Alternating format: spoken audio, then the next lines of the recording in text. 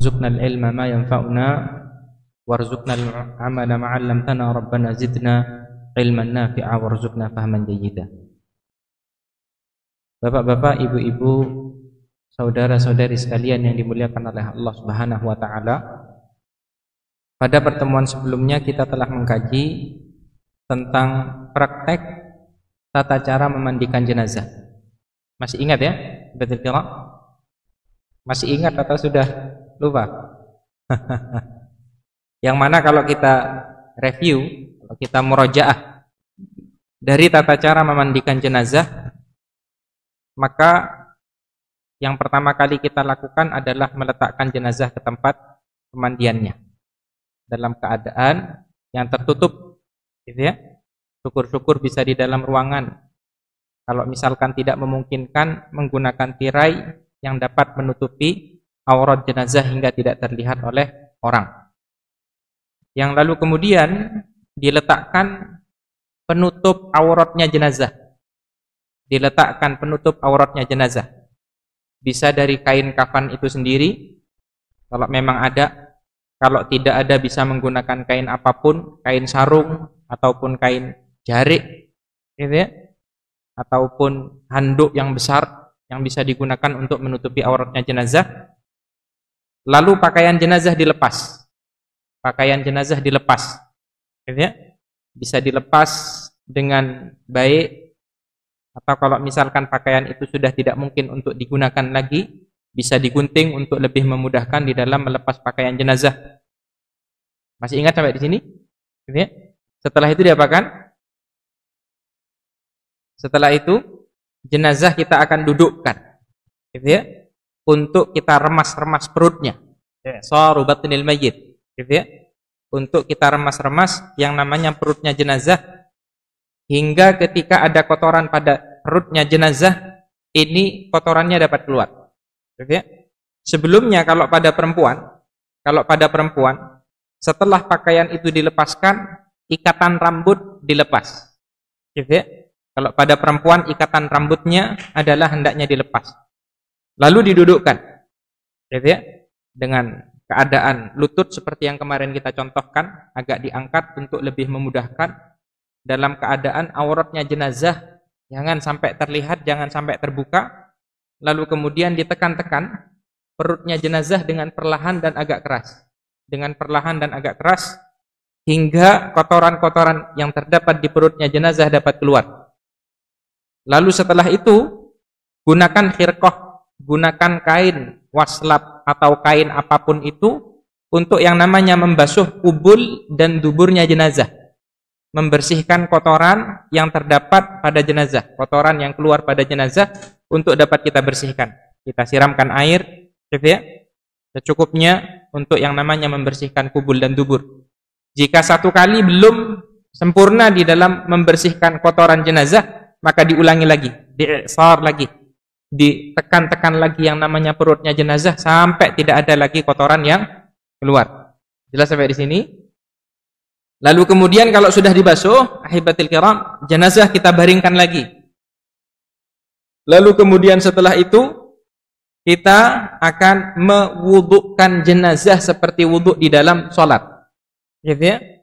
Mewudukkan jenazah seperti wuduk di dalam sholat, dengan terlebih dahulu membasuh kedua tangannya banyak 3 kali. Lalu kemudian cara berkumur dan membasuh hidungnya yang mesti harus diperhatikan untuk tidak terlalu banyak memasukkan air, akan tetapi cukup mengusap secukupnya pada bagian mulut dan hidung hingga ketika ia telah dikafani tidak keluar air, gitu ya? Dengan diangkat kepalanya lalu kemudian diusapkan pada bagian mulut dan hidungnya, seperti halnya kalau kita berwudu, kita berkumur dan membasuh hidung. Lalu kita basuh wajahnya sebanyak 3 kali. 1, 2, 3. Lalu kemudian setelah itu kita basuh tangan kanannya sebanyak 3 kali, seperti kita berwudu. Dilanjutkan tangan kirinya. Lalu kemudian setelah itu kita usap yang namanya kepala jenazah, diikuti dengan kedua telinganya. Lalu kemudian membasuh kaki kanannya sebanyak 3 kali, membasuh kaki kirinya sebanyak 3 kali. Jelas sampai di sini? Ahibatul kiram. Dengan demikian kita telah mewudukkan jenazah. Lalu kemudian selanjutnya kita akan memandikan jenazah. Di mana terlebih dahulu kita akan menyabuni jenazah. Ya, kita akan menyabuni jenazah. Jenazah bisa sedikit dibasahi, lalu kemudian setelah itu kita sabuni jenazah dari bagian kepalanya. Seperti halnya Nabi Shallallahu Alaihi Wasallam kalau mandi janabah, terlebih dahulu yang namanya beliau membasuh kepala, maka demikian terlebih dahulu kepalanya jenazah ini kita kasih shampoo atau kita kasih sabun. Lalu kemudian keseluruhan tubuh jenazah kita sabuni, gitu ya, dengan sempurna, dengan bersih. Lalu kemudian kita balik yang namanya badannya jenazah. Kakinya kita letakkan ke kaki satunya, lalu kemudian lengannya kita angkat ke atas, lalu kemudian kita miringkan, kita basuh bagian punggung, pantat, paha, betisnya jenazah. Lalu kemudian demikian halnya dengan bagian kirinya. Gitu ya. Setelah sempurna disabuni, maka selanjutnya kita akan membasuh jenazah dengan air. Gitu ya. Kita mulai dari bagian kanannya jenazah. Kita mulai dari bagian kanannya jenazah seperti yang dituntunkan oleh Nabi Sallallahu Alaihi Wasallam. Ibda'na bima yaminiha. Mulailah dari bagian kanannya. Kepalanya kita basuh, lalu kemudian badan yang bagian depan kita basuh dengan menggunakan air sampai sabun-sabun itu hilang. Dilanjutkan bagian kirinya, gitu ya. Lalu kemudian punggung belakang kanan, lalu kemudian punggung belakang kiri. Dengan demikian berarti kita telah memandikan jenazah sebanyak 1 kali. Gitu ya. Disunnahkan untuk memandikan jenazah 3, 5 hingga 7 kali jika memang hal itu dibutuhkan. Jika memang hal itu dibutuhkan, ya, maka bisa kita menyabuni jenazah seperti sedia kala, lalu kemudian dibasuh lagi. Dengan demikian berarti kita telah memandikan jenazah sebanyak 2 kali. Dilakukan untuk yang ketiga kalinya, lalu kemudian terakhir, ahibatul kiram, adalah hendaknya kita menggunakan kafur. Kapur barus itu, gitu ya, diletakkan di sebuah tempat, lalu kemudian ditumbuk, gitu ya. Ditumbuk kapur barusnya, lalu kemudian dicampur dengan sedikit air, lalu kemudian setelah itu diletakkan kepada tubuhnya jenazah. Diletakkan kepada tubuhnya jenazah karena Nabi Shallallahu Alaihi Wasallam menyampaikan waj'alna fil akhirati kafura. Jadikan siraman yang terakhir adalah dengan menggunakan kafur, kata Nabi Shallallahu Alaihi Wasallam. Jelas sampai di sini, ahibatul kiram. Nah, lalu kemudian setelah itu kita akan memindahkan jenazah ke tempat di mana jenazah akan dikafankan, gitu ya, gitu ya. Kalau misalkan pakaian yang menutupi kain yang menutupi aurat tadi hendak diganti dengan yang kering, bisa. Kalau misalkan tidak ada kain kecuali kain itu, tetap menggunakan itu pun juga tidak ada masalah, gitu ya. Kalau misalkan jenazah mau dihanduin untuk mengeringkan air-air yang terdapat pada tubuhnya setelah dimandikan, boleh. Ini sebagaimana disampaikan oleh para ulama. Lalu kemudian selanjutnya kita akan mengkafani jenazah, gitu ya. Setelah memandikan adalah mengkafani. Nah, ini adalah materi kita pada kesempatan malam hari yang berbahagia ini. Tuntunan mengkafani jenazah. Di dalam tuntunan mengkafani jenazah, yang pertama hukum mengkafani jenazah. Hukum mengkafani jenazah adalah fardu kifayah. Seperti halnya memandikan jenazah fardu kifayah, maka yang namanya mengkafani jenazah pun hukumnya juga fardu kifayah. Artinya idza qama bihil ba'du saqata 'anil baqin. Jika sebagian kaum muslimin telah melaksanakannya dalam kategori yang cukup, yang sempurna, maka terbebas dosa pada sebagian kaum muslimin yang lainnya. Jelas sampai di sini? Lalu kemudian selanjutnya siapakah yang berkewajiban untuk mengeluarkan pembiayaan kafan? Siapakah yang berkewajiban untuk mengeluarkan pembiayaan kafan? Jawabannya adalah jenazah itu sendiri. Diambilkan dari hartanya jenazah. Gitu ya? Diambilkan dari hartanya jenazah. Tidak usah minta ke jenazahnya. Gitu ya? Kalau minta ke jenazahnya nggak dijawab sama jenazahnya. Nah, tapi memang ini tuntunan sebagaimana dijelaskan oleh para ulama, harta yang ditinggalkan oleh mayit itu ahibatul kiram, harta yang ditinggalkan oleh mayit itu tidak langsung dibagikan kepada ahli waris. Akan tetapi terlebih dahulu yang pertama adalah untuk tajhizul janaiz, untuk pengurusan jenazah. dari pembelian kain kafannya, penggalian kuburnya, jika dibutuhkan untuk beli tanah lahan untuk dia dikuburkan, maka hendaknya hal itu pun juga dilakukan, diambilkannya dari yang namanya harta yang dimiliki oleh jenazah tersebut. Jadi harta yang pertama dikeluarkan adalah untuk pengurusan jenazah itu sendiri, yang kedua baru hutang, yang ketiga baru wasiat, yang terakhir baru kemudian dibagikan kepada ahli warisnya. Ini urutannya seperti itu. Urutannya seperti itu. Untuk pengurusan jenazah baru hutang-hutangnya, lalu kemudian setelah itu yang ketiga adalah wasiat-wasiatnya, lalu kemudian yang terakhir adalah dibagikan kepada ahli warisnya. Ahibatil kiram, azani wa azzakumullah. Yang lalu kemudian jika yang meninggal adalah seorang wanita, maka sebagian para ulama menyampaikan yang bertanggung jawab untuk menyiapkan keseluruhannya adalah suami. Dan sebagian yang lain menyampaikan bahwa yang digunakan untuk pengurusan jenazah wanita tersebut adalah harta yang dimiliki oleh wanita tersebut. Ini dua pendapat yang disampaikan oleh para ulama. Selanjutnya, bolehkah seorang muslim atau seorang muslimah mempersiapkan kain kafannya sementara dia belum meninggal dunia? Pertanyaan. Untuk Bang Amir. Boleh, Bang?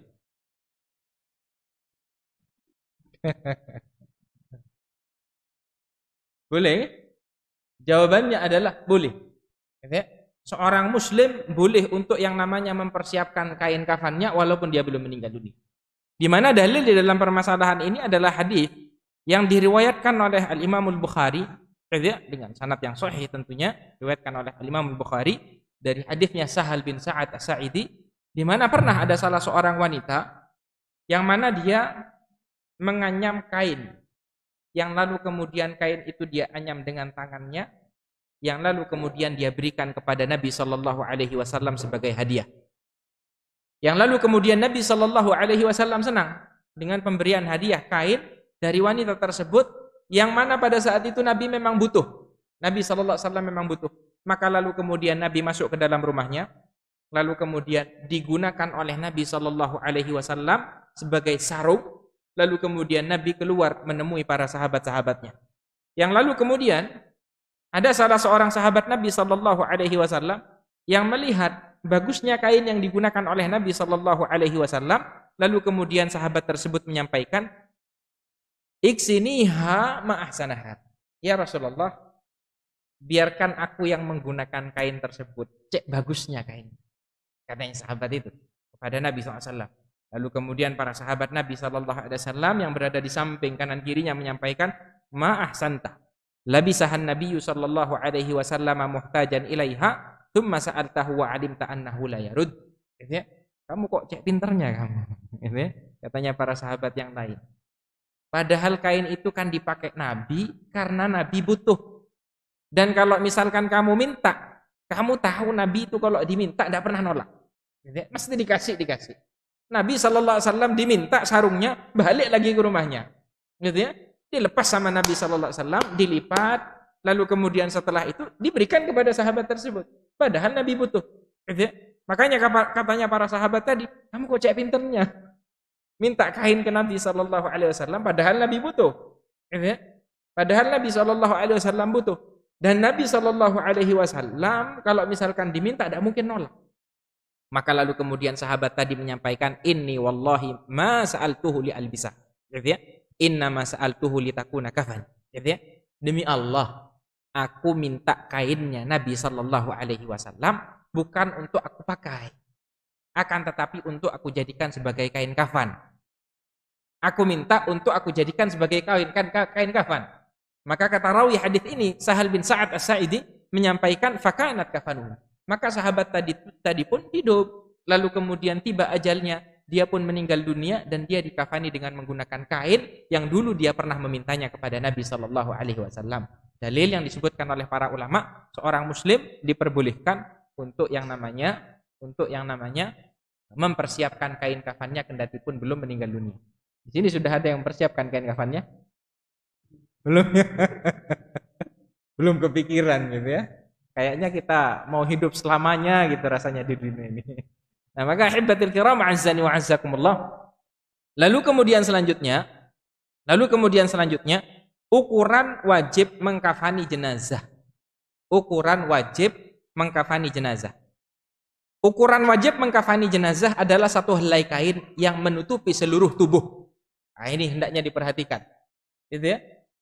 Ukuran wajib mengkafani jenazah adalah satu helai kain, gitu ya, yang digunakan untuk menutupi keseluruhan jenazah. Jelas?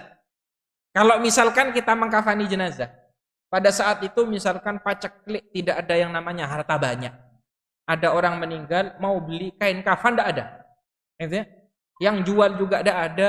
Lalu kemudian harta yang digunakan tidak ada pokoknya. Yang ada cuma satu helai kain saja, lalu kemudian digunakan untuk menutupi jenazah. Apakah sah? Jawabannya adalah sah. Ini ukuran wajibnya. Ukuran wajib mengkafani jenazah itu ahibatil kiram adalah satu helai kain yang menutupi keseluruhan jenazah. Yang bahkan kalau misalkan kainnya tidak cukup, Ustaz, gitu ya, kainnya tidak cukup, tidak terlalu panjang kainnya. Kalau misalkan digunakan untuk menutupi bagian kepala, kakinya terbuka, menutupi bagian kaki, kepalanya terbuka, maka dalam keadaan ini ahibatil kiram azzani wa azzakumullah adalah hendaknya kain tersebut digunakan untuk menutup bagian kepalanya, lalu kemudian bagian kakinya ditutupi dengan menggunakan dedaunan. Gitu ya. Ini kalau memang tidak didapati. Kalau di zaman sekarang alhamdulillah, di Indonesia alhamdulillah, gitu ya. Kalau dulu di zaman Nabi SAW terjadi yang seperti ini. Mus'ab ibnu Umair ketika meninggal dunia pada peperangan Uhud. Hamzah paman Nabi SAW ketika meninggal dunia pada peperangan Uhud, dikafani oleh Nabi SAW dalam keadaan kepalanya ditutupin, bisa kakinya terbuka. Kakinya ditutupin, kepalanya terbuka. Maka oleh Nabi SAW diperintahkan bagian kepala yang ditutupi, lalu kemudian diletakkan di kubur, lalu kemudian setelah itu ditutupi dengan idkhir. Idkhir ini kalau di zaman kita ini seperti jerami. Gitu ya. Kalau di zaman Nabi dulu idkhir itu digunakan untuk, dia adalah tumbuh-tumbuhan yang digunakan untuk campuran tanah, lalu kemudian dijadikan sebagai batu bata untuk bangun rumah. Nah, ini namanya idkhir. Ini digunakan dulu di zaman Nabi Shallallahu Alaihi Wasallam, diantaranya adalah untuk menutupi jenazah ketika memang kainnya tidak cukup. Jelas sampai di sini, ahibatul kiram. Ya. Jadi ukuran wajibnya satu. Lalu kemudian selanjutnya sunnah kain kafan laki-laki. Sunnahnya, berbicara tentang sunnahnya menggunakan kain kafan bagi laki-laki adalah kembali kepada apa yang dituntunkan oleh Nabi Shallallahu Alaihi Wasallam. Di mana di dalam hadis riwayat Bukhari dan Muslim dari hadisnya Ummul Mukminin Aisyah radhiyallahu taala anha, kuffina an-nabiyyu sallallahu alaihi wasallam fi thalathati athwabin sahulin kursuf laisa fiha qamisun wala imamah. Dari Aisyah radhiyallahu anha berkata, Nabi sallallahu alaihi wasallam dikafani dengan 3 helai kain. Ini sunnahnya. Kalau wajibnya 1 helai, sunnahnya 3. Kata Ummul Mukminin Aisyah, Nabi dikafani dengan menggunakan 3 helai kain sahul. Apa? Ada yang tahu artinya sahul? Abu Bakar ini yang punya stok kain kafan ini tahu enggak artinya? Tahu? Sahul ini nama sebuah daerah. Ana pernah belajar di sana, jadi Ana tahu. Gitu ya?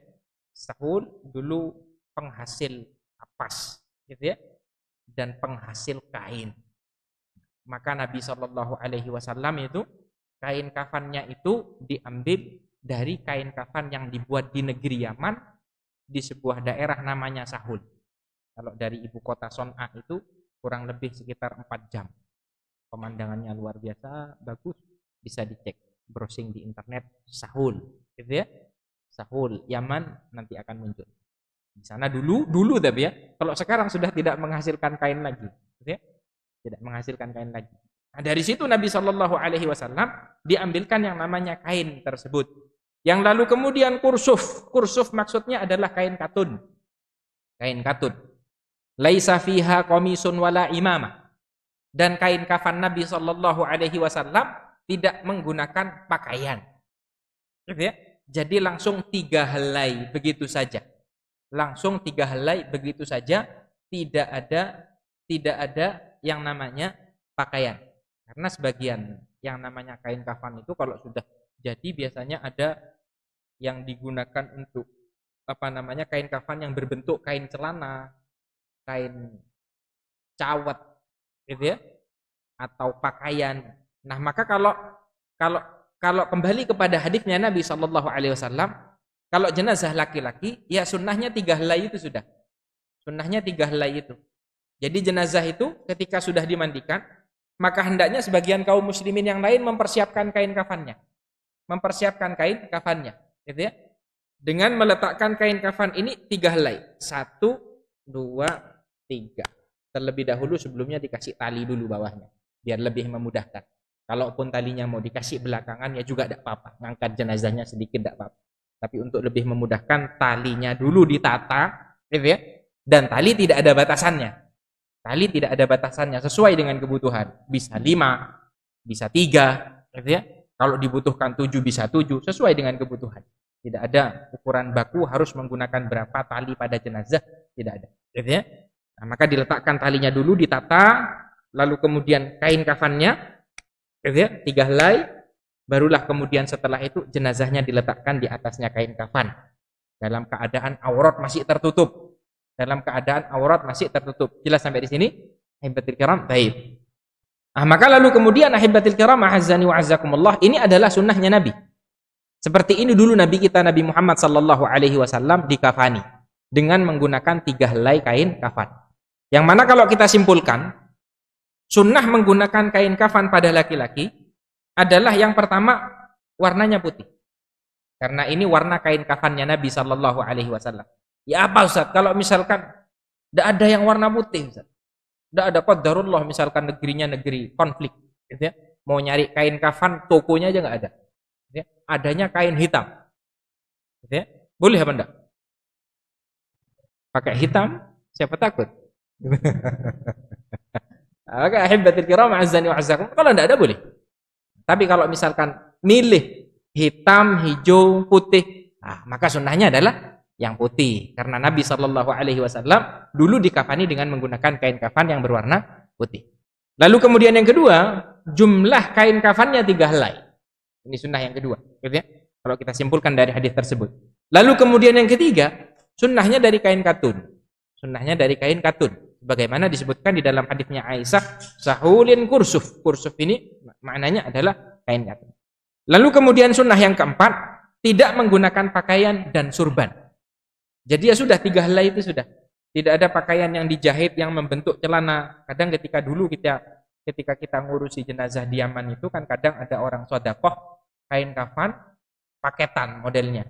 Yang kalau kita buka itu ternyata kain kafannya seperti itu. Jadi ada celana dalamnya, ada celananya, sudah dalam keadaan terjahit. Sudah ada yang namanya pakaiannya, gitu ya.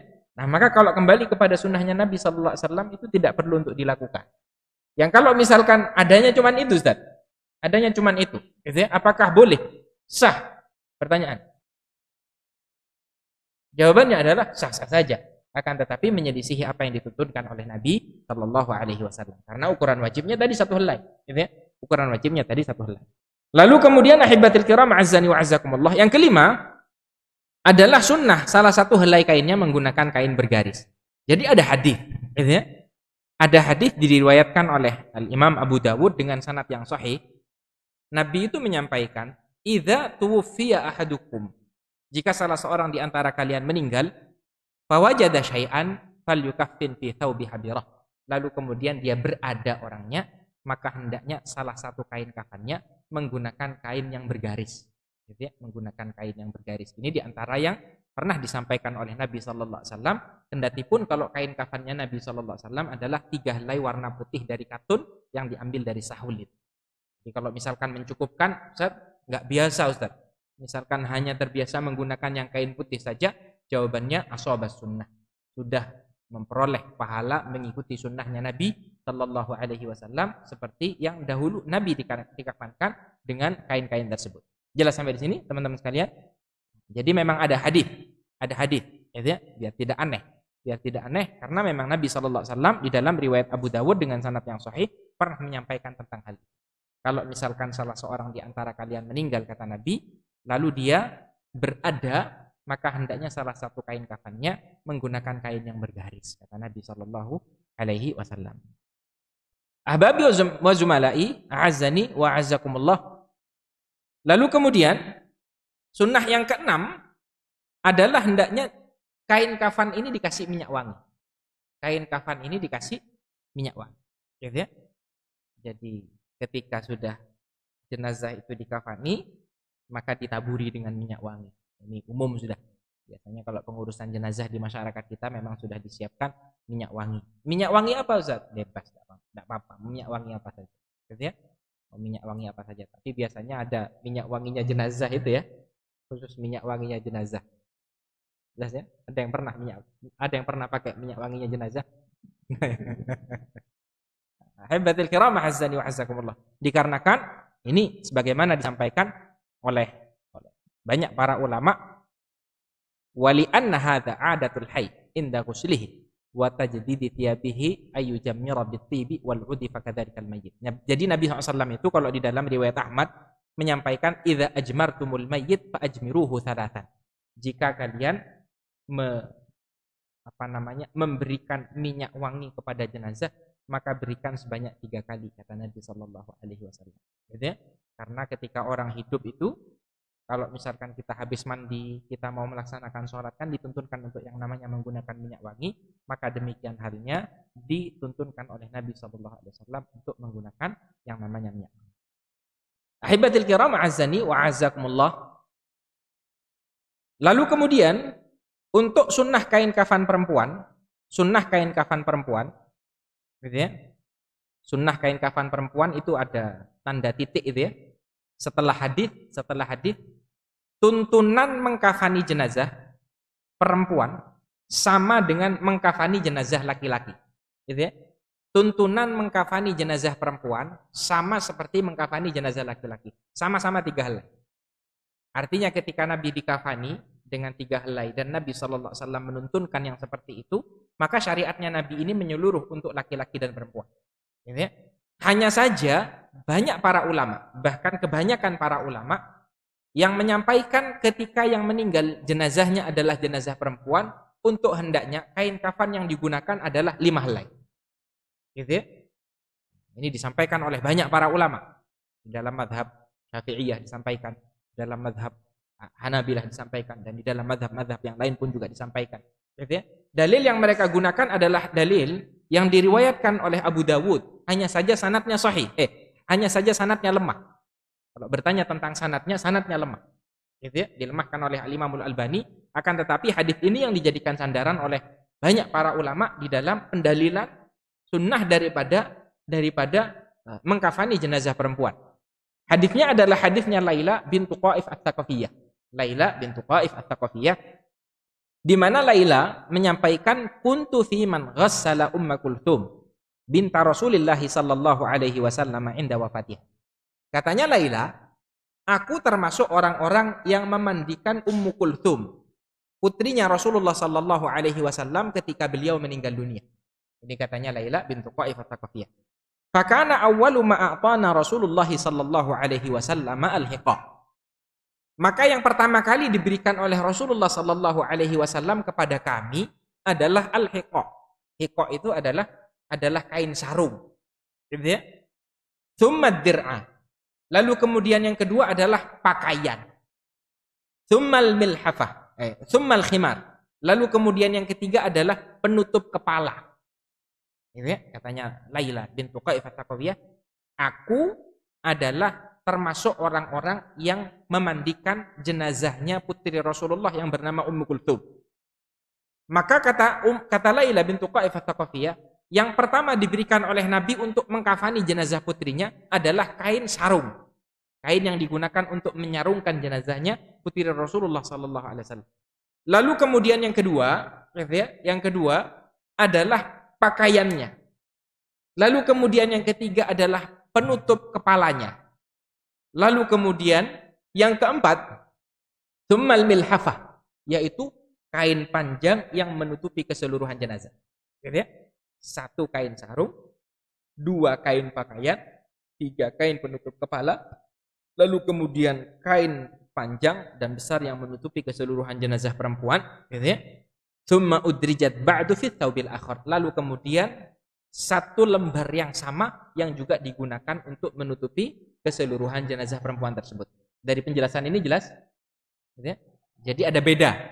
Sebagaimana disebutkan oleh kebanyakan para ulama. Jadi kalau yang namanya mengkafani jenazah perempuan itu pakai 5 helai. Pakai 5 helai. Kalau misalkan mau ngikut pakai yang 3 helai saja Ustaz, karena hadisnya sahih dalam Bukhari dan Muslim, ya monggo, tidak ada masalah. Gitu ya. Kalau misalkan mau menggunakan 5 helai seperti yang disampaikan oleh kebanyakan para ulama, ahlan wa sahlan. Gitu ya. Dipelajari semuanya, Jelas sampai di sini? Hibatul kiram. Ini adalah tuntunan yang dituntunkan untuk yang namanya pakaian atau kain kafan pada jenazah perempuan. Qalat, lalu Laila bintu Qaif menyampaikan, wa Rasulullah sallallahu alaihi wasallam jalisun indal bab. Dan pada saat itu Rasulullah sallallahu alaihi wasallam duduk di pintu. Katanya Laila, ma'ahu kafanuha yunawiluha thauban thauban. Yang mana Nabi sallallahu alaihi wasallam duduk dalam keadaan memegang kain kafannya Ummu Kulthum, yang lalu kemudian Nabi memberikan satu helai. Ini kain sarungnya, ini kain bajunya, ini kain khimarnya, lalu kemudian ini milhafahnya. Ini katanya Laila bintu Qaif At-Thaqafiyah. Jelas sampai di sini, ahibatul kiram, azzani wa azzakumullah. Lalu kemudian selanjutnya, kafan orang yang sedang berihram. Kalau orang yang meninggalnya dalam keadaan berihram, dia dalam keadaan haji atau dalam keadaan umrah, maka ada kekhususan dari yang dituntunkan oleh Nabi sallallahu alaihi wasallam, di mana orang kalau meninggalnya dalam keadaan berihram, kain kafan yang digunakan adalah kain ihramnya. Kain kafan yang digunakan adalah kain ihramnya, karena Nabi sallallahu alaihi wasallam pada Hajjatul Wada ada salah seorang sahabat Nabi itu yang menunggangi onta pada saat haji wada. Lalu kemudian jatuh. Kok waktu jatuh itu kepalanya dulu yang jatuh. Onta kan tinggi, onta tinggi. Lalu kemudian jatuh kepalanya dulu sampai yang namanya lehernya sahabat tersebut patah. Lalu kemudian setelah itu meninggal dunia, maka lalu kemudian Nabi menyampaikan igsiluhu bima'in wa sidrin wa kaftinuhu fi thawbaini au qala fi thawbaihi. Mandikan jenazah tersebut dengan menggunakan air dan daun bidara. Seperti yang kita contohkan kalau pada pertemuan sebelumnya, kita bawa daun bidara dan kita campurkan. Lalu kata Nabi, dan kafankan jenazah tersebut dengan menggunakan 2 pakaian yang dikenakannya. Kalau orang berihram itu kan kainnya kan 2 helai itu. Satu yang disarungkan, lalu kemudian satu yang diselendangkan. Nah, maka kata Nabi sallallahu alaihi wasallam, wa kaffinuhu fi thawbaihi. Maka hendaknya dikafani dengan menggunakan kain yang digunakannya. Kata Nabi sallallahu alaihi wasallam, wala tukhammiru ra'sahu. Lalu kemudian yang kedua, tuntunannya, yang pertama tadi, menggunakan kain ihram yang dia gunakan. Lalu kemudian tuntunan yang kedua, bagian kepala tidak perlu untuk ditutup. Bagian kepala tidak perlu untuk ditutup dalam keadaan terbuka. Makanya kalau misalkan antum-antum buka channel TV Makkah, gitu ya, lalu kemudian terkadang di antara yang disiarkan adalah jenazah-jenazah yang ada di Makkah. Gitu ya. Itu jenazah di setiap kali sholat itu mesti ada, kalau di Makkah itu. Hampir setiap kali sholat, mesti kita selesai sholat, kita sholat jenazah. Masya Allah. Gitu ya, dikejar pahala ceritanya. Gitu ya, dikejar pahala. Nah, orang kalau menyolati jenazah itu kan dapat pahala 1 qirat. Man hadaral janazah hatta yusalla 'alaiha falahu qirat. Yang melaksanakan sholat jenazah, maka dia akan yang hadir, gitu ya. Lalu kemudian sampai jenazah itu disolatkan, maka dia akan memperoleh pahala 1 qirat. Gitu ya. Yang mana 1 qirat kalau kata Nabi sallallahu alaihi wasallam mithlu al-jabalainil 'azimain. Kalau sampai sholat pahalanya 1 qirat. Kalau sampai dikuburkan jenazahnya pahalanya 2 qirat. Wa mal qirat, apa itu qirat? Maka yang namanya qirat itu kata Nabi pahala seperti gunung yang besar. Makanya kalau ada kesempatan sholat jenazah ikut. Kalau ada kesempatan sholat jenazah ikut karena pahalanya besar. Pahalanya besar. Kalau punya tenaga sampai menguburkan jenazah ikut karena pahalanya besar. Jelas sampai di sini? Nah, maka kalau kita lihat channel Saudi itu ya, biasanya dibawa pakai kendaraan motor yang di masjid itu, lalu kemudian jenazah itu jejer-jejer gitu ya. Jadi ada jenazah-jenazah yang dikafani seperti umum pakai kain putih. Ada yang dikafani di antaranya adalah menggunakan kain ihram, Maka kalau laki-laki itu dalam keadaan kepalanya terbuka. Tapi kalau perempuan enggak, tetap ditutup semuanya. Gitu ya. Jadi kalau laki-laki kepalanya tetap dalam keadaan terbuka. Ahibatil kiram, a'azzani wa a'azzakumullah. Lalu kemudian untuk para syuhada. Untuk para syuhada. Kalau yang meninggal adalah para syuhada, yang meninggal dalam keadaan berperang di jalan Allah Subhanahu wa taala, maka dalam keadaan ini para syuhada tidak perlu untuk dikafani. Tidak perlu untuk dikafani. Gitu ya, ini sebagaimana disepakati oleh para ulama seperti disebutkan di dalam kitab Al-Mughni, wa qad ittafaqa ahlul ilmi ala istihbabi takfini syuhada fi thiyabihim allati qutilu fiha. Gitu ya. Para ulama mereka bersepakat kalau para syuhada itu hendaknya dikafani ya dengan menggunakan pakaian yang mereka gunakan. Misalkan berperangnya pakai baju pramuka, ya pakai baju pramuka. Gitu ya. Atau misalkan pakai baju takwanya, ya pakai baju takwanya. Gitu ya. Jelas sampai di sini? Hibatul kiram azzani wa azzakumullah. Wa qala aktsaruhum yunza'u anhum min libasihim ma lam yakun min adati libasin nasi minal juludi wal fara'i wal hadid. Hanya saja kalau misalkan pada saat berperang itu dia pakai baju besi, gitu ya. Dia pakai kulit, gitu ya, yang menutupi atau melindungi dirinya, lalu kemudian dia terbunuh, maka yang tidak biasa dipakai dalam keseharian itu yang dilepaskan. Besi, lalu kemudian kulit pelindung itu hendaknya dilepaskan dan dia dikafani dalam keadaan pakaian yang dia gunakan. Jelas sampai di sini? Hibatul kiram. Nah. Kalau misalkan dikafani apakah boleh Ustaz? Dikafani boleh. Gitu ya? Tidak sampai pada derajat yang wajib. Dikafani boleh. Terlebih ketika jenazah tersebut ternyata pakaiannya sudah terkoyak. Pakaiannya terkoyak. Gitu ya? Seperti yang terjadi pada sebagian sahabat-sahabat Nabi SAW pada peperangan Uhud, di mana Nabi SAW mengkafani sebagian mereka. Mengkafani Mus'ab bin Umair, mengkafani Hamzah. Gitu ya? Jadi di sini kembali kepada wali. Kembali kepada keluarganya si mayit, mau dikafani atau enggak, semuanya diperbolehkan. Untuk orang-orang yang meninggal dalam keadaan berperang di jalan Allah Subhanahu wa taala. Jelas sampai di sini ahibatul kiram? Baik, sampai di sini ada yang ditanyakan? Dari apa yang dijelaskan ada yang ditanyakan?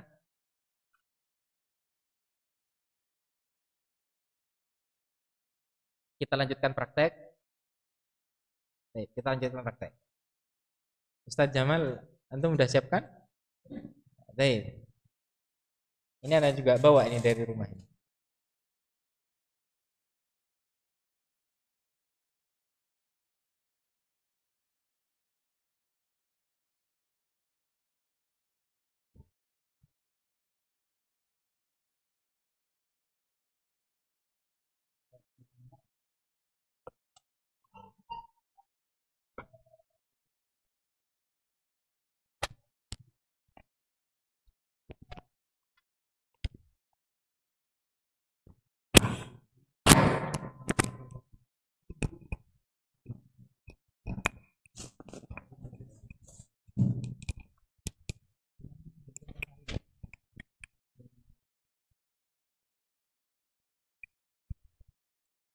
Teman-teman sekalian, kalau gunting kain kafan, kalau orang baru pertama bingung, ya, dulu ketika ada yang meninggal, pada saat itu dia suruh ambil kain kafan di gudang, pergi ke gudang.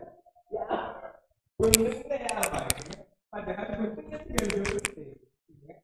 Ukuran jenazah berapa besar diperkirakan ada lebih. Ya, ada lebihnya, karena ada lebih. Itu sederhana ya. Nah, kalau pertama ya, yang pertama kita letakkan sekalian adalah talinya, lebih memudahkan. Bagaimana kita bahwa kali ini adalah kembali kepada kemaslahatan yang dibutuhkan. Tidak ada batasan harus 5, harus 3, ya. Kebutuhan 3 cukup, tidak cukup 3 butuh 5 juga. Gitu ya. Sesuai dengan okay.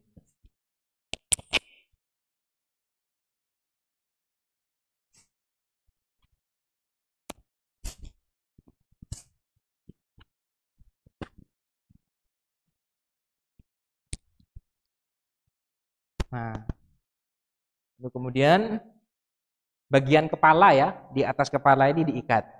Gitu ya. Lalu kemudian pada bagian pundak. Nah, oke.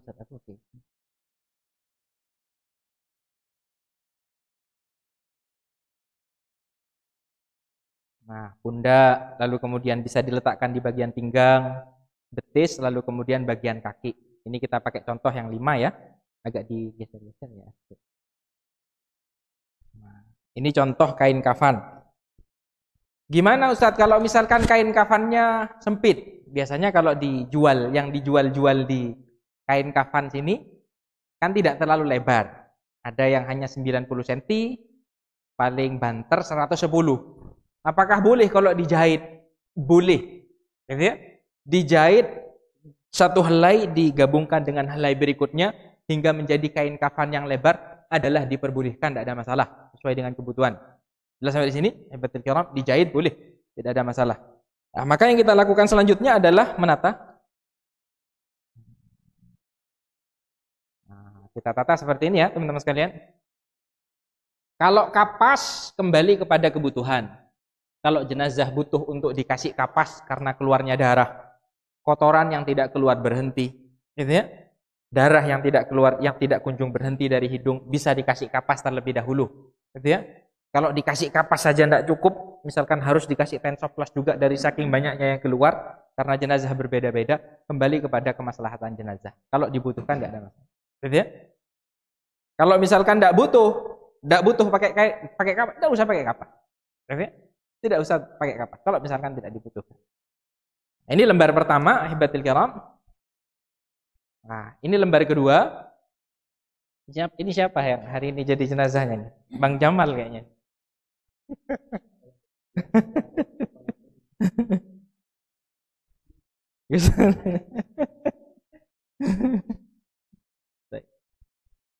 Nah, ini lembar ketiga. Termasuk sebentar lagi kita praktekkan gimana kalau jenazahnya itu jenazah perempuan ya. Sampai di sini jelas teman-teman sekalian? Nah, seperti ini sudah. Lihat seperti ini. Lalu kemudian setelah itu kita akan bawa yang namanya jenazah untuk kita letakkan ke atas kain kafan ini.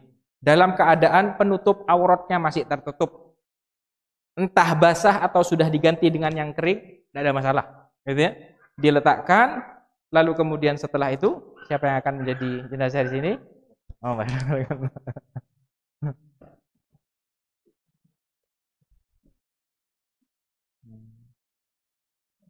ya bebas, mau kepala sana boleh. Enak kepala sana ada. Sip, cukup. Nah, sip.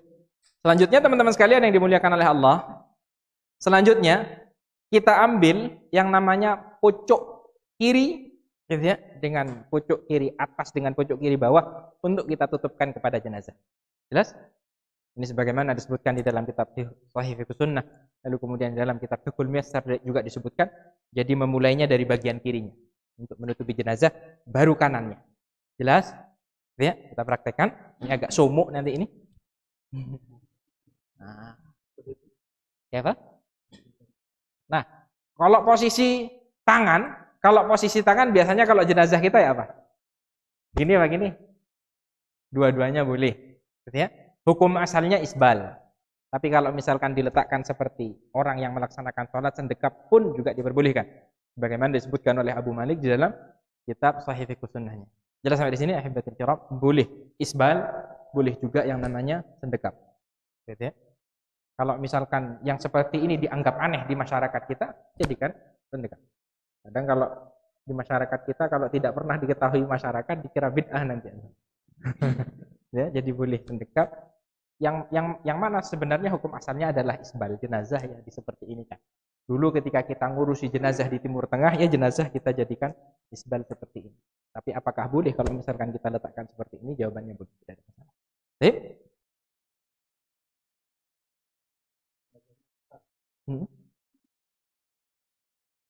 Jika dibutuhkan tidak ada masalah. Gitu ya? Misalkan tidak mau rapat tangannya. Gitu ya? Nggak mau rapat misalkan dari saking lamanya nggak dimandi-mandikan, lalu kemudian butuh untuk diikat, kembali kepada masalah kepada jenazah boleh. kaki buka terus boleh untuk diikat, gitu ya, boleh untuk diikat. Tapi kalau misalkan tidak butuh untuk diikat, tidak usah diikat. Kembali kepada kebutuhan jenazah. Ini Ustaz Abu Bakar sudah banyak latihan praktek langsung. Baik. Nah, kemudian pada saat ini kita bisa kasih minyak wangi teman-teman sekalian, gitu ya. Saat ini minyak wanginya bisa kita buka, lalu kemudian kita kasih. Lalu kemudian selanjutnya, ini kita buka dulu biar bisa nafas. Baik, ditutup dengan rapi, gitu ya. Misalkan kepala, termasuk wajahnya ya ditutup ya. Kendati pun nanti ketika sudah dikafani boleh untuk yang namanya orang-orang yang takziah, orang-orang yang takziah membuka wajahnya jenazah boleh, tidak ada masalah. Seperti Nabi membuka jenazahnya Utsman ibnu Maz'un. Seperti Abu Bakar membuka jenazahnya Rasulullah SAW pada bagian wajahnya, diperbolehkan, tidak ada masalah. Gitu ya? Ini adalah helai yang pertama, dikasih minyak wangi lagi.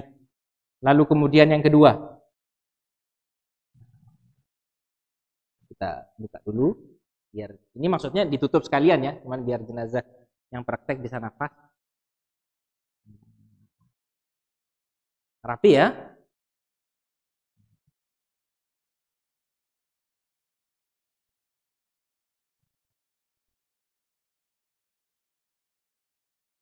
Kemudian yang ketiga, ini dalam keadaan tertutup semua.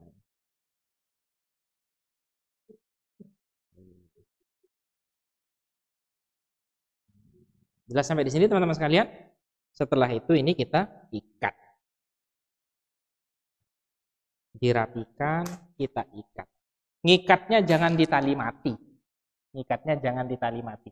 Karena di antara sunnahnya ketika sudah di kuburan, itu dilepaskan lagi. Gitu ya? Jadi ini diikat.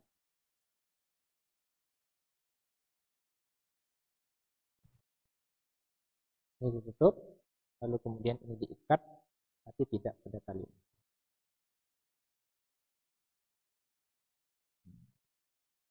Karena memang yang namanya tali ini tidak ada tuntunan bakunya ya.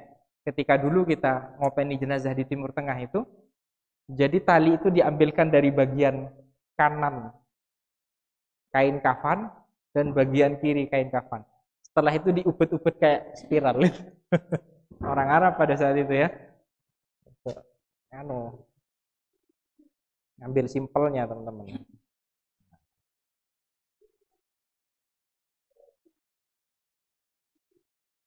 Dan selanjutnya, sampai di sini jelas teman-teman sekalian? Sudah masuk waktu azan.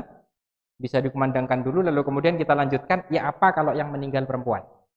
Ya apa kalau yang meninggal perempuan? Sampai di sini jelas ya, teman-teman sekalian? Sudah dilepas sudah.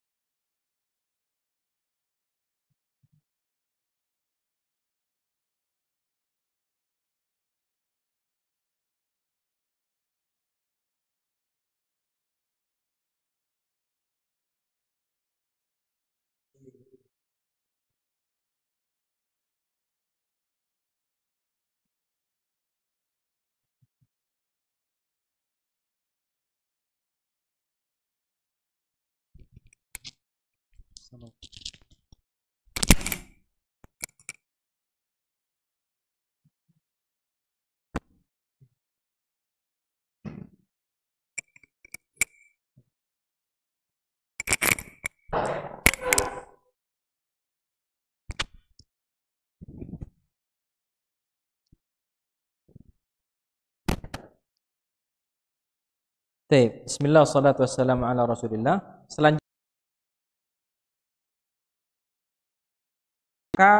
seperti tadi yang kita jelaskan, kalau misalkan menggunakan 3 helai, maka seperti yang tadi kita sampaikan.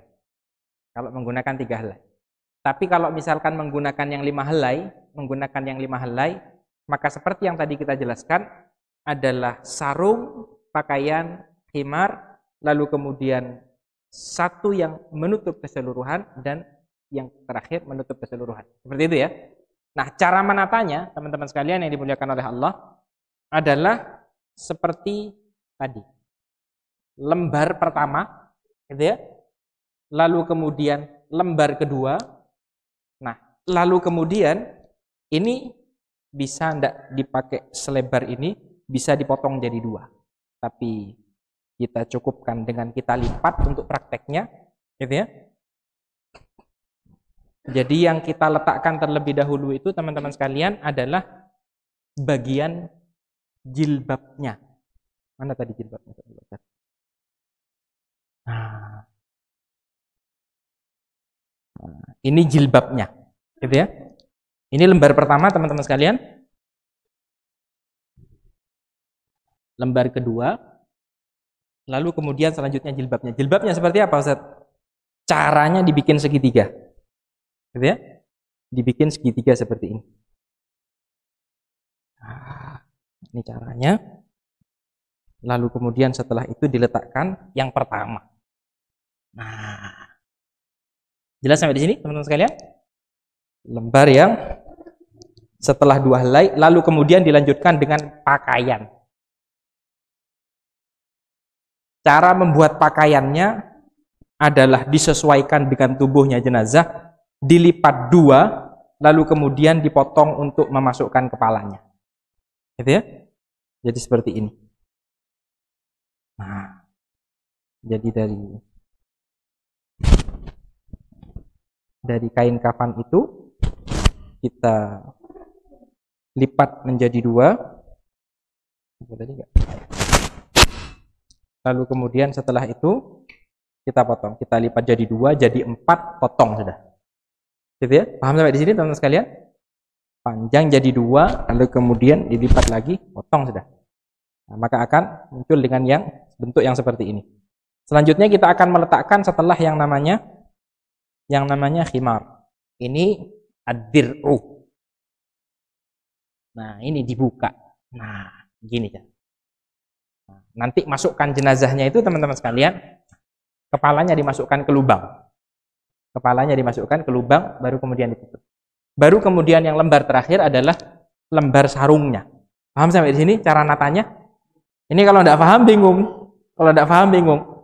Teorinya paham, gitu ya. Tapi kalau prakteknya tidak paham bingung biasanya. Nah, ini ibaratnya sarungnya. Sarungnya diletakkan yang paling terakhir karena kita akan melipat pada lipatan yang pertama. Jelas sampai di sini? Jadi lembar paling lebar pertama, 2 jilbab pakaian sarung. Gitu ya? Kembali menjadi jenazah saya. Nah, jenazah ini ahibatil kiram kita masukkan, lalu kemudian kita masukkan pada bagian kepala sini. Kita bawa jenazah, lalu kemudian kita masukkan kepada bagian kepala sini. Jenazahnya masuk sendiri ini ya. Terus, nah, sebentar. Nah, sebelum kita memasukkan ini, maka kita akan kakinya diluruskan sudah. Kita akan. Jadi kalau di dalam hadis Nabi, dalam hadisnya Laila bintu Qaif Ats-Tsaqafiyah, kan yang pertama kali disarungkan adalah sarungnya. Ya, yang pertama kali dililitkan adalah sarungnya, seperti tadi saat Abu Bakar. Nah, gini ya. Ini lembar pertamanya. Nanti dirapikan kalau sudah mengkafani jenazah secara langsung. Lalu kemudian ini lembar yang pertama masih ya, sarungnya jenazah perempuan tadi. Dilanjutkan dengan pakaiannya. Nah, jelas sampai di sini? Sebelum ini kalau perempuan ahibatil kiram azzani wa azzakumullah, perempuan itu setelah rambutnya tadi ketika awal kita memandikan itu dilepas, selanjutnya sunnah yang dituntunkan seperti disampaikan oleh Nusaibah Ummu Atiyah Al-Ansariyah itu dikepang jadi 3. Rambutnya perempuan itu dikepang jadi 3, kanan, kiri, gitu ya. Lalu kemudian depan, dikepang seperti ngepang rambutnya anak-anak. Jadi 3, lalu kemudian dikepang, lalu kemudian setelah itu ditaruh di bagian belakangnya jenazah, gitu ya. 3 kepangan ini ditaruh di bagian belakangnya jenazah seperti yang dilakukan oleh Ummu Atiyah di dalam memandikan putrinya Nabi SAW, gitu ya. Jadi sudah dalam keadaan terkepang ketika memandikan jenazah, baru kita bawa untuk mandi, untuk dikafani. Jelas sampai di sini? Nah, gitu ya. Sarung. Lalu kemudian setelah itu ini pakaiannya. Nah, ini pakaiannya bisa dirapatkan juga karena kebetulan kainnya lebar ini.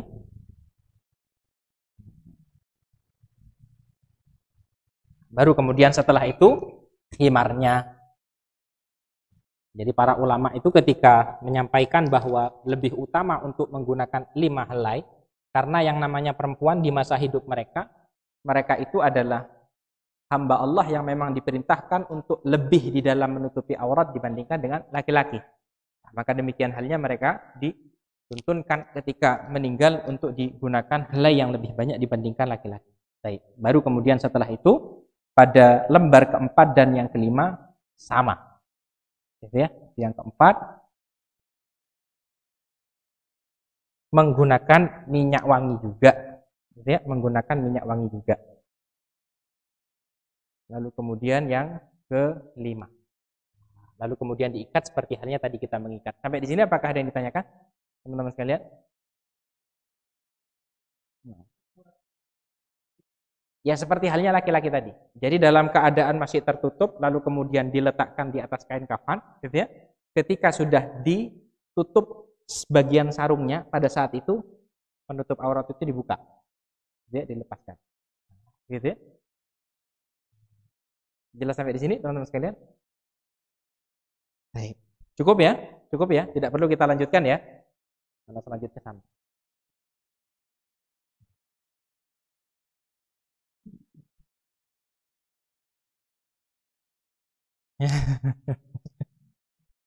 Sekarang tinggal kita salatkan ini ya.